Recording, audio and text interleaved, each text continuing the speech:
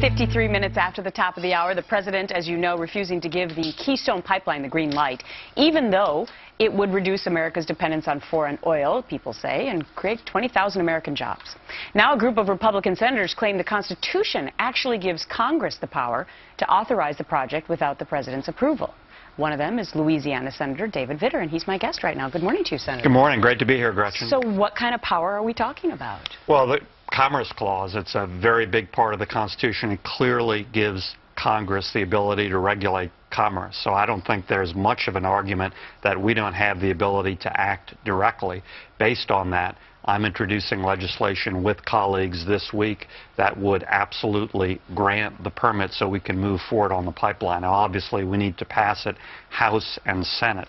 The House will pass it. The challenge is in the Senate, where Republicans are a minority, but we will get some Democratic votes for this. The question is how many. Right, because you already know a couple Democrats that would be on the side of this, but you need 13 of them in total. What kind of work will it take to try and convince them to come to your side?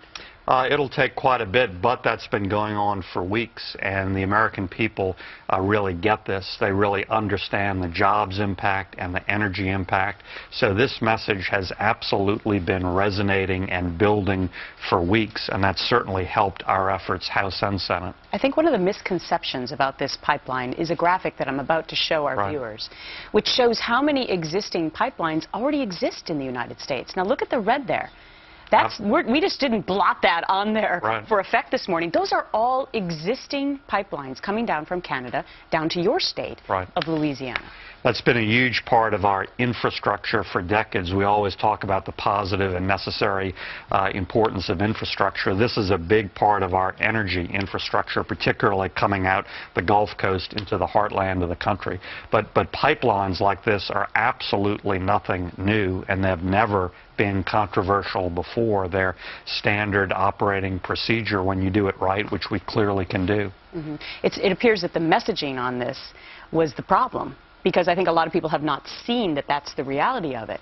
Why do you believe that President Obama would be against this particular one? I think it's pure politics, pure and simple, Gretchen. There's nothing else against it except the politics of the far left, and I think he's throwing a bone to his supporters, his base, if you will, politically, in the far left of the environmental movement. But even on his side of the equation politically, there are major splits, particularly, for instance, within the union movement, and you have a number of unions and a number of union leaders who are all for this project, as they should be, because of the jobs. Keep us posted on how your efforts work as you introduce the legislation this week. Senator David Vitter of Louisiana, great to see you. Thanks, Gretchen. Thank you.